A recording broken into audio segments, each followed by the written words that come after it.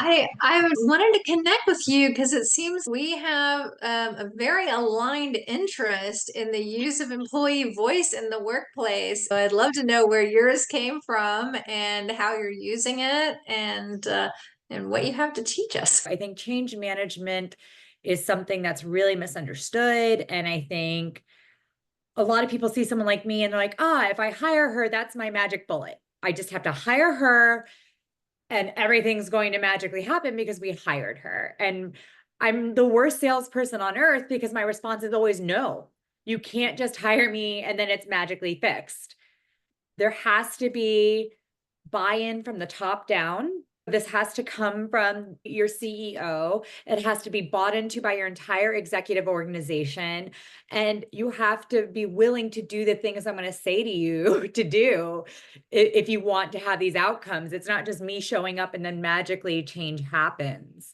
There are no silver bullets to the situation. It's all based around action, Yep. willingness, and the ability to plan and agree upon the plan and Yep. have a shared vision for what that change actually looks like and the benefits, the deep emotional why behind either the resistance that's happening to the change Yeah. or the benefit of the change. The number one thing they have to be ready for is to lean into the suck, because they don't call it growing comfort. They call it growing pains. If you know that you need change, that means you have to be ready for some discomfort because you're comfortable within the system, even if you don't like the outcomes. A lot of people want to keep the system, but they don't want to keep the outcomes of the system. You have to be ready to lean into that suck. You have to be ready to hear the hard truths that you've probably been avoiding. Otherwise, you didn't need me in the first place. If you already knew what the problems were, then why did you need me to come in and change stuff? And so the other reality is the one constant is change. The change will come no matter what. It's just how much are you willing to facilitate that change? What problems have you run into in the facilitation of change? A lot of people want the changed outcomes, but they don't want the changed systems. They think they want the change systems. They will say they want the change systems, but the minute you touch their stuff, don't touch my stuff. Like, that's not the part I wanted to change. I like that part. Why are you touching that part? Because that part leads to this part. And even though you're comfortable with this part, you don't like this outcome. I used to be more than double what I weigh currently. I was over 300 pounds. And I like to say to people, everyone's, how did you lose weight? I had to significantly change my diet because calories in and calories burned are the only way to lose weight. No one ever wants to hear that. Everyone wants to hear something else. Even Some with magic bullet. But even with weight loss surgery, the principle is that they're just restricting the amount of calories the person can take in. That's really what it all comes down to. So that math never ever changes. Sometimes the hardest part is having people hear, you could eat that pizza all by yourself and it's going to taste good and it's going to feel good in that moment. But the end result is you just took in 4,000 calories. A bad diet either. Correct. It's literally impossible to work out that much. Even if you ran nonstop, you cannot outwork out a bad diet. One of the biggest fallacies out there is people assume that I must have worked out like crazy. No, working out is for muscle and definition. It is not for weight loss. The same thing applies to work processes. It's the exact same psychology. It's the exact same thing where they will metaphorically be eating the entire pizza and then trying to make everyone run 10 miles and think that's going to offset that entire pizza they just ate. And it won't. You're still going to gain weight and then you're going to have run 10 miles and hate working out. I think that change management and culture management and people management really comes down to psychological willingness to accept change is going to suck. You have to lean into it, and that it takes 3 months of dedicated effort to develop a habit. And those 3 months usually are horrible. That's the truth. It is. My diet at first, and it's the best diet I've ever been on. It's the one that changed my life 6 years ago. But those first 3 months, I will never forget for the rest of my life. And I think it's important to not forget it because a lot of people don't want the suck. Being realistic, this is where it becomes essential to manage the risk of people bottling things up and remaining silent. During that time of the suck, they are going to be suffering silently. Any therapist you talk to who will talk about trauma and holding a beach ball down under the water. You can only hold it down for so long until it pops up and hits you in the face. That is what happens with non-disclosure. You are holding information down because a perceived threat to you, perceived interpersonal threat. And so you hold this down, and at a certain point, it's going to pop up. And it matters how many people are holding down that same beach ball. Because if you get a whole business unit who's holding down a beach ball, guess which business unit is going to fail to adopt the. I would argue that there's also people who, again, I love the analogy of a diet when you're talking about change management, because psychologically, the behaviors are so similar. You have people who are sneak eating, they're sneaking back to that old system because it's their area of comfort. They say, if I just eat this one thing, it's okay. It's a cheat day. Yeah. And reality is that almost never works. It actually hurts you in your progress forward. I'm a huge proponent of no cheat days. You make a change or you don't. Rationalization is the biggest obstacle to overcome in any change management scenario. And that is that quiet creep. It's not just that they might be suffering in silence. I absolutely believe that's true, because no one wants to admit they're struggling. No one wants to say, I'm not the one adopting this. But I think that there's a lot of behaviors that people exhibit that are very much like when they are going on a diet change. And we all, to hammer everything is a nail, so it's easy for me to go back to that one. But I think it's something that most people can relate to, because at some point, you've probably tried to change your diet, whether it was to bulk up or to slim down. It's still a shift in how you live your life day in and day out. And I would argue that sometimes your best employees, your longest term employees, are the ones who are going to struggle the most. There's a status quo reference point. And it's worked for them. They were existing within a successful system for them. And those are the ones that are more the beach ball thing you're talking about. Those are your loyal workers who've been there 10, 20 years. And that doesn't mean that they're bad people. It means that they're actually great people who have been greatly rewarded within a system that no longer works. Yeah. For them, there is very little incentive for that system to change. Everything in their life has reinforced what they are doing is good and okay. It's almost like you're trying to force a diet on someone who doesn't think they need one. And has that ever been successful? No, absolutely. If there's a top-down edict from let's pull it into marriage, change marriage. If there's a top-down edict coming on, hubby says you got to lose weight. Automatically, it's excuse me. That's I'm a not great analogy, though. That's a perfect. Don't you enjoy going and have pizza every Friday night? Yes. And that's the same psychology, right? Yeah. And that's what happened. And a few minutes ago, you had a verbal slip and almost said change marriage. I think that's a very interesting metaphor, because when you have an employer-employee relationship, you have a power relationship, just like you have in an organization, where you can have a healthy marriage or an unhealthy marriage. Yeah. In that change marriage, you have to decide what are your rules entering this connection with this change. Because this change is happening, but you don't want the employee to depart. You don't want the retention problems, the employee divorce, right? Which is pretty much what happens when employees get fed up and leave a company. They're like, done with you, toxic relationship, I'm out. So I think this is becoming the perfect analogy for how I approach change management. If you're in a marriage and your partner comes to you and says, I think you need to lose weight, and you thought you looked great and you felt great within the relationship, are you going to work towards that change meaningfully, or is it really going to damage that relationship fundamentally? Most businesses approach change management that way. This Yeah. isn't working. You need to change. And that's where having the right leadership, having someone who can help guide the leadership, how to make those changes really matters. Yeah.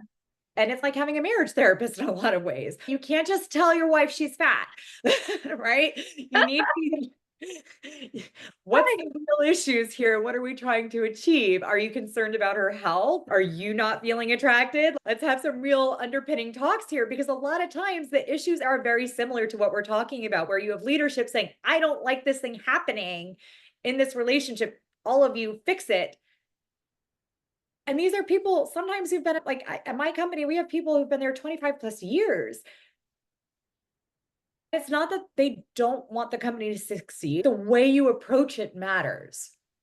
And that's where leadership comes in and healthy communication comes in, and understanding how to motivate people to action in positive ways. It's where inquiry comes in. You ask questions, you try to figure out where they're at and how they relate to the change. And I think Oh, this yeah. part gets missed a lot.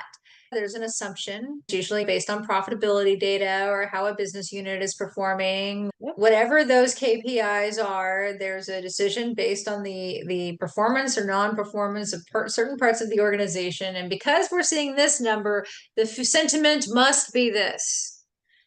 Instead of testing that hypothesis, they just go ahead with the change because I have my evidence, and the evidence is in the KPIs. Here's black and white. Here we go. There's what the data says. Guess what? You don't have all the data because either the culture has not been created where people are forthcoming. It's not a relationship where there is a forthcoming open door. There's an issue, let me go into detail, in a loop, a feedback loop. And I think you actually hit on something that I'm a huge, if I can make one change in the corporate world, I want to kill open door policies. To me, it is the height of corporate irresponsibility and proof of lack of management. Ooh, do tell. I'm very passionate about this, and I have very strong opinions about this. First of all, I think the word management has been run through the mud. As someone who has dedicated her life to leadership and professional development, management is an essential set of skills that are required of any business. Leadership is a different set of skills, but you need both. Mm-hmm. So let's start there. Second of all, that's where open door policies have come from. It's this idea that it is the employee's responsibility to go to the manager and tell the manager what it is the manager's job to be getting out there and finding out. I would like to challenge that it's both. Because if an employee can't have a platform to disclose, so my dissertation looks at women who are in abusive home environments and how, when they struggle at work, how psychologically safe leadership helps them succeed in the workplace. But that's where the problem is. It is the leader's job to get out of that office and to be developing that relationship. You don't need to tell someone you have an open door if you've already been actively going to them, developing the relationship. They will go to a closed door even and knock if they already feel safe enough. And the way that open door has been used across the board is, I have an open door policy and they could come to me, and I've never seen it as a cop out, not as an open pathway. Correct. It has to be, if you want to have that proactive, engaged manager, that's fine. But instead, it's putting the cart before the horse. And that's the real problem with it. I'm not saying it can't be there someday, but every single time I've ever had someone report that they have an open door policy, they absolutely have not. It is a crutch that they say they have. They will talk about it nonstop and never do the actual actions of management which is their job to not be behind that door. That's what management is. Mm. I absolutely believe in a speak up. I think it's, Leadership. however, I think what you're identifying is a missing process. And that does align with the research that I've done. It's not like there's no relationship. So there's a lack of process Mm, around the open door policy, which is what the organizational response is to, we need to get them talking yes. somehow, right?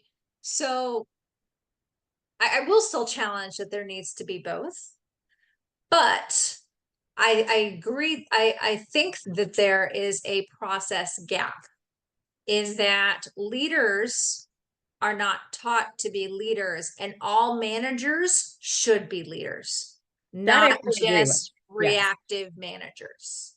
That's the difference between a proactive open door policy and a reactive open door policy, where you're just waiting for something to happen versus you're going out, you're making connections, and then the close of that feedback loop versus feedback line is, if you have anything on this, please come to me. Don't care what I'm doing. If you look at the research, this is going to back this up. Anonymous hotlines have way more response rates Yes. than Yes. asking So, people to go to their manager. And that ties into what we're talking about.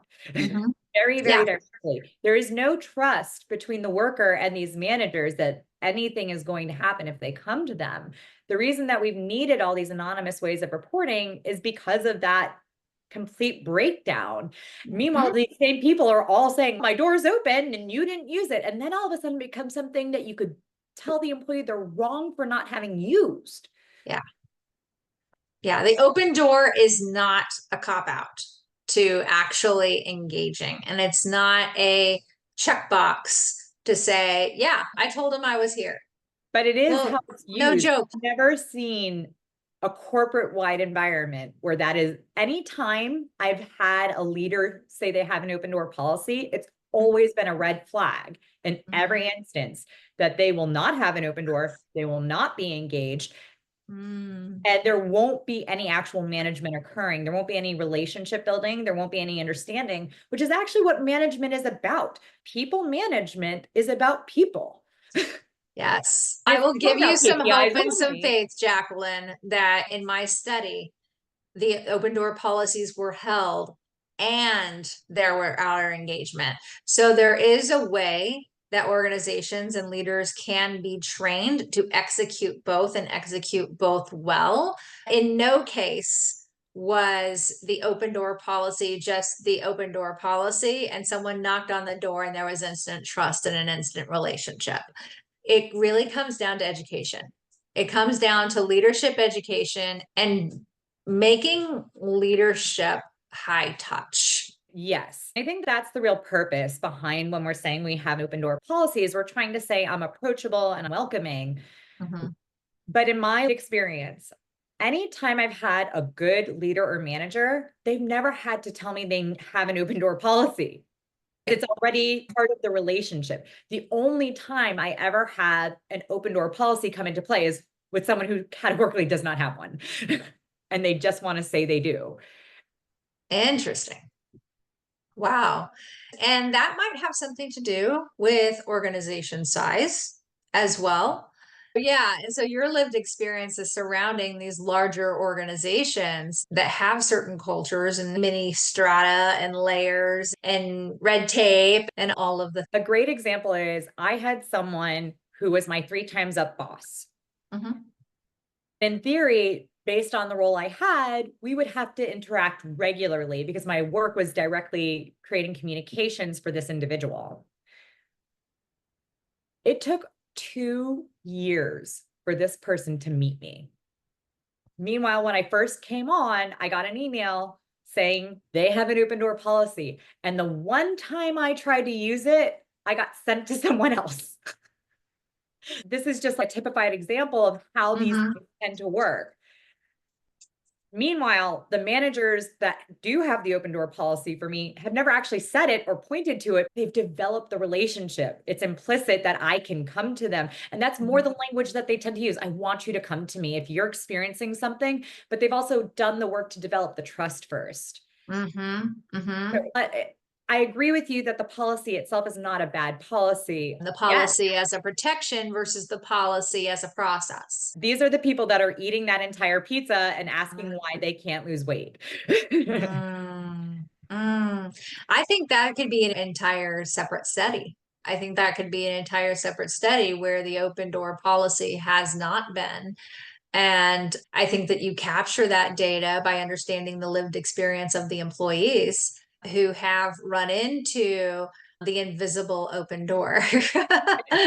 I would love to hear the data that you get from that Yeah. and how you fall on that, because I have a very strong suspicion it's going to align with this conversation very tight. It's very interesting centering the study on employees of companies that have over 1,000 employees and seeing where the threshold is, where the open door, maybe where the open door becomes the iron door, not necessarily the Or the invisible glass door, door if they're or saying the it's open, you can walk, but you're gonna walk smack into it. I'm in Texas, the home of the invisible fences. It's where the dog runs up to where the invisible fence. That's why I've become so anti them. I feel like they are used as a way to say that you're on the diet, but really you're still eating the entire pizza and then wondering why you're not losing weight. It comes down to education. It comes down to reinforcement in these leaders that this is how you lead. You And this may is a be in this, priority for us, that you yeah. treat your people. Part of what we look at is the wrong KPIs for successful change, right? So to your point, a lot of the KPIs are about dollars and production, and they're not looking at the human element of, we know that people are dissatisfied. Let's give them a pizza party. We're back to pizza again. But that is 90% of what they come up with. It's a shift in what is success. Mhm. Why are we retaining the people we're retaining? Yes. Who are the top performers in the organization and what makes them that way? And how is it that our current culture nurtures these top performers, and what in our current culture needs to adjust or change to retain these top performers, but also help them adopt what we are looking for? Because if you're looking for change, there's something going wrong. Otherwise, you wouldn't be looking to change it. It's those long-term people and those top performers within the exit system that are going to be the most resistant to the change. And you have to figure out that balance, right? You don't want to lose these people, and you don't want to hurt important metrics for the business's success. But if you know something needs to change, how do you get past those two obstacles, which are good things? So I have heard several change management practitioners talk about the iron middle, or that middle management piece that is very change resistant, that might actually let the change go through and then actively work against the Yes. change Oh, in absolutely. order for it to revert. What are your opinions about that? That has to do with leadership pretending to be leaders and not actually giving healthy incentives to those people to feel safe within the change. Mm-hmm. Yep. And Exactly. it goes back to that idea, we're going to reward you or beat you. They're not the ones doing the day-to-day work. They're not the ones having to meet these metrics. They're not the ones who are having to actively live the change. They've just had a big idea and given an edict. And then it's these people in the middle who still have to produce, right? Yeah. And I don't think it's that they are fighting, but it goes back to that metaphor we started with, the change marriage. Yeah. Right? And it's the husband turning to the wife and saying, I don't find you attractive anymore. You need to lose weight.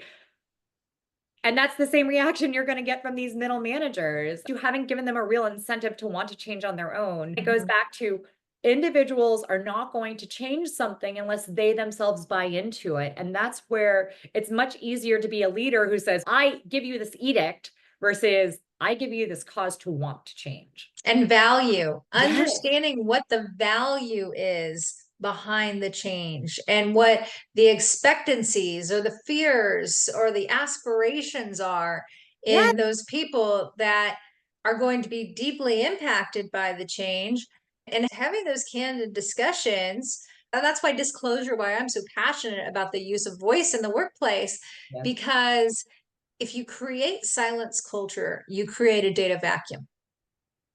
One of the ways I like to overcome that iron middle is, instead of overcoming it, acknowledge it, bring it into the decision-making process, because that's how you get buy-in. Have them in bigger meetings than you would normally have them in. And again, it's that idea of management's job is to be out there with their people. It is their job to be engaged with these people proactively. I find that many leaders are reactive. They only address something once they see it as an issue. And instead of being in there and understanding, really, how are they making these KPIs? Mm-hmm. Is the change you just asked for really going to impact them in an unrealistic way that they cannot produce at the same level because of what you're asking for? Or Mm-hmm. can they eventually, but you need to be more realistic about what that shift needs to look like? And that's what I mean by leaning into the suck. A lot of people at the top pass the suck on to the middle. And a lot of these middle Mm-hmm. people are actually very good, very caring, and very engaged leaders who understand if they pass this on to their people, it's going to hurt their people. And so what they try to do is they try to hold it where they are. But the way they know how to hold it is what they were already doing. Yeah, so they see it coming. They don't see the value. They don't see the benefit. They don't see how it's not going to hurt their people. Yep. So they go into protective mode because Correct. they do want to hold on to that trust, that transparency. But in the effort to hold that line and protect what they believe is their perception, their belief that this is going to hurt, they actually perpetuate more hurt. Yep. And that's where that ball gets suppressed and where it Mhm. pops back up at some point, because it always will. Yep, exactly. I'm Wonderful. loving this. What Oh, a great discussion. I don't get to talk shop like this very often. It's a lot of It's fun for me. it's fun. It's something important for us as change practitioners to get out and have these discussions to understand where the challenges are and learn from a collective knowledge base that is easy to access. The information is out there, Yep. but I don't have time to read academic journals about the latest things that are happening or process them. I don't have, and you don't have time to consume long form media and figure it out. If we just start having these conversations, recording these conversations, and Yeah. releasing these conversations, maybe we can develop a greater collective consciousness similar to other disciplines. Human Absolutely. resources has this. There are Marketing. change management organizations and things like that. But the thing about change management is we're really involved with the change and not what's going on out here. You have to be with the change, with the moment to moment of the change. Sometimes it's really hard to have time to sit down to have these discussions. It's fast. Because of how most companies approach change, they just want to, boom, okay, we're doing this. Boom, okay, Yep. we're doing this. Mhm. We're going to make it happen. Mhm. You could say that all you want, but the reality is, this is the human component. Mhm. I know I keep going back to that diet analogy. You have to lean into that suck. You have to Yes. lean into that moment of change.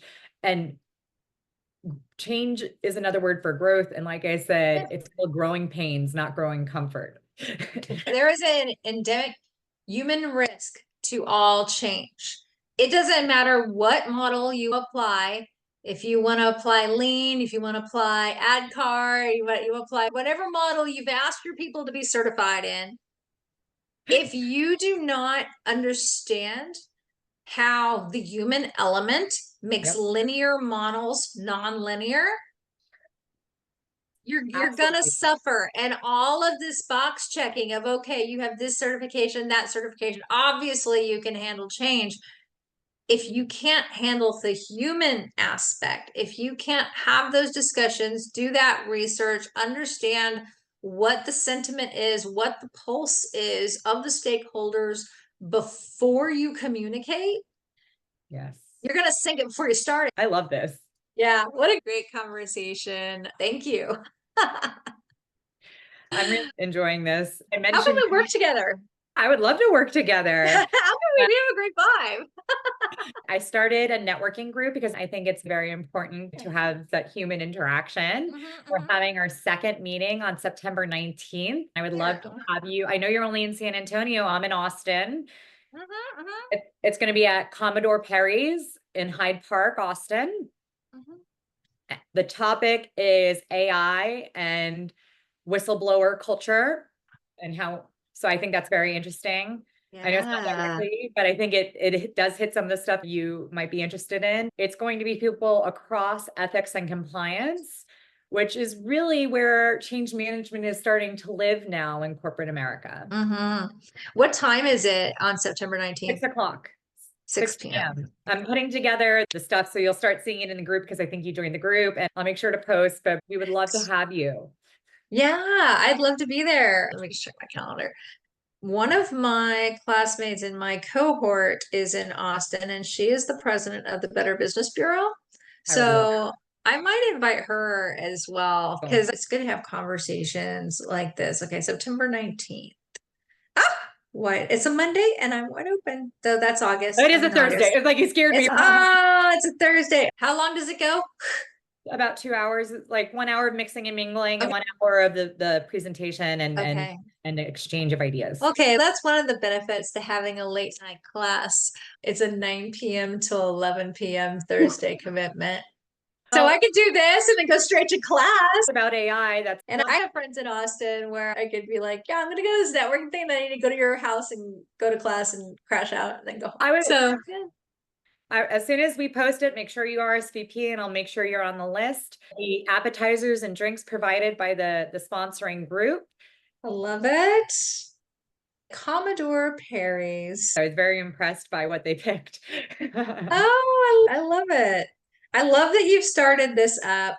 And I think it's important for us to have community and have just really compelling discussions. My whole family's in San Antonio, which is why I'm in San Antonio.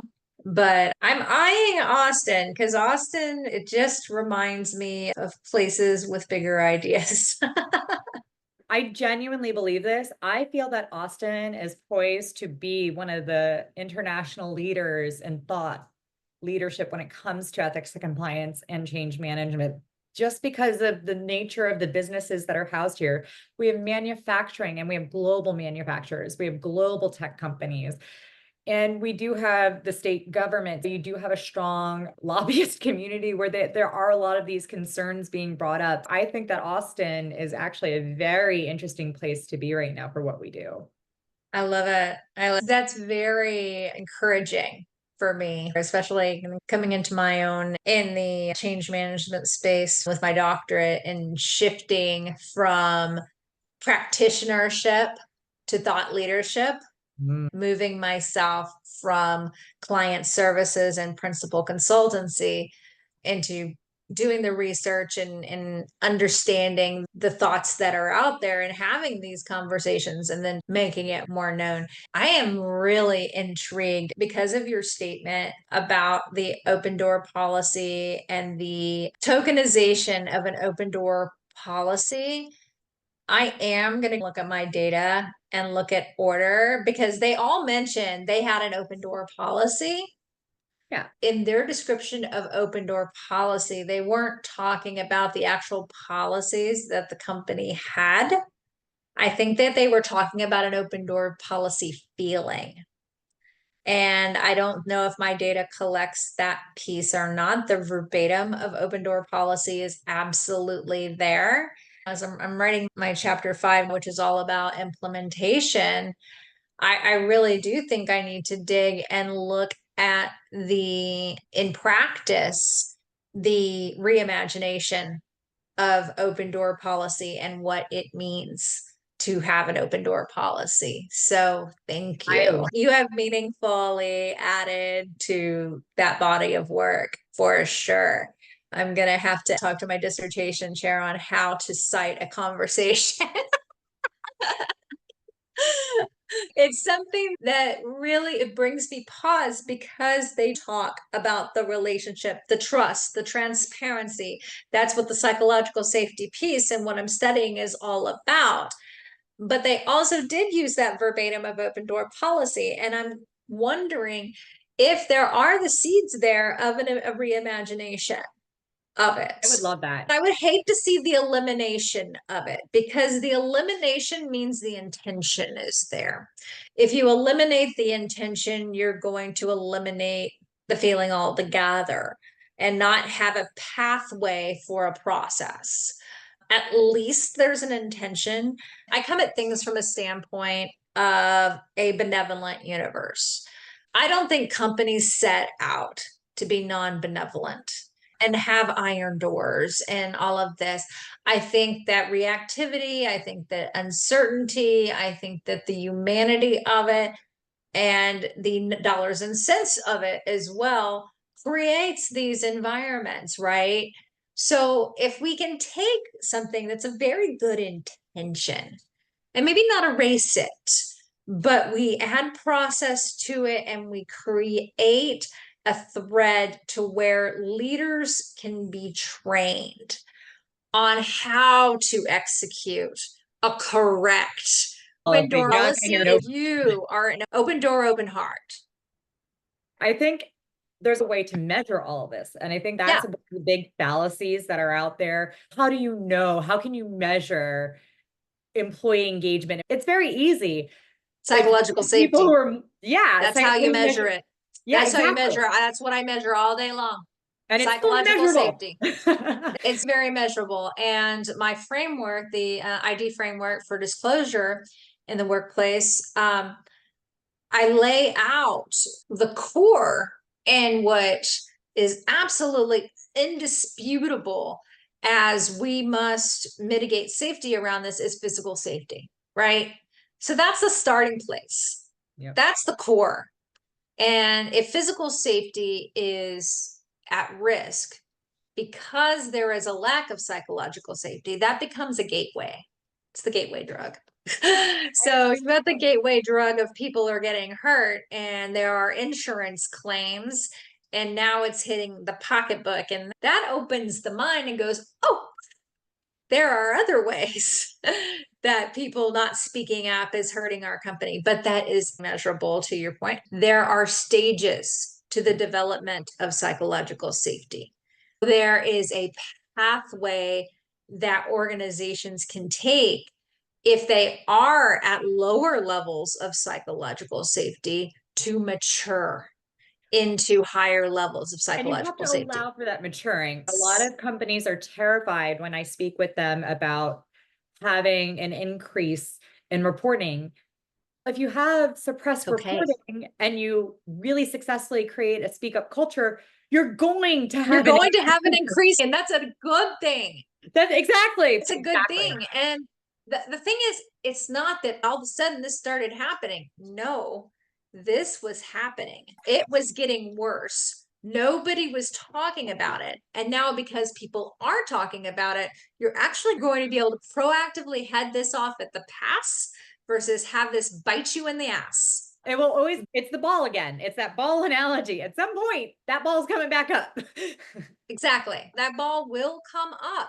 And when you're looking at proactive risk management, you have to look at the right KPIs for that. Yeah. An incident reporting increase is a good thing because people are talking. Then you need to have the discernment to look at the incidents being reported, look for frequency of what is being mentioned, tier those risks in a risk register, and address those risks in blocks. yes, you're going to have all these because I understand what a lot of reports means. It means a lot of individual investigations. But if you have these reports that are all coming in and you're theming these things and you're understanding that, gosh, one of the reports that we have right now is that I'll give you an example from a client, ladder safety. Okay. Really bad ladder safety, like Okay. really bad. Somebody was gonna fall off a ladder, fall off a roof. It was really bad. And it's because the second person who is on that crew wouldn't do a check to make sure the little thing is down. So what do you got? You've got something that's like halfway there. They're gonna Christmas vacation style. Down they go. It's a report that is, it's one that I don't feel like my second has my back. And you hear that and you hear Mm. in repeat. Oh, yeah. So then you start to have something very specific that you can look at and Yep. train to and resolve, not just on a one basis, but on a bulk basis. You can deal with this incident in a way that we heard you. We're looking at not just your anecdotal report, but we're looking at the actual problem and we're resolving that, therefore preventing it happening. Therefore, there's no reports on it because it's not happening, That's a but great. not because you have silence going on. You don't have silence culture going on.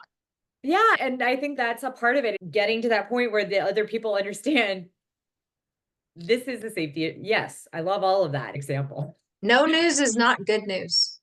And a lot of people want to say, we have such a low incident report. I'm like, well, then what's happening? Why aren't you hearing more from your people? Mhm.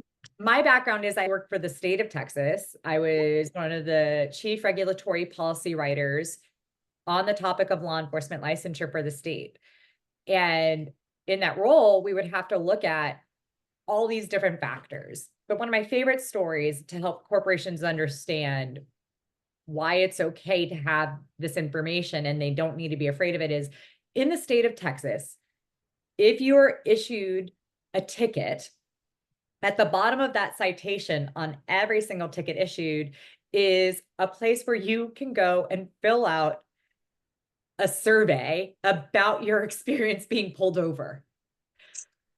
There was mass resistance to that being added to the ticket because the response was, we just pulled them over and took negative action against them. What could possibly come out of this?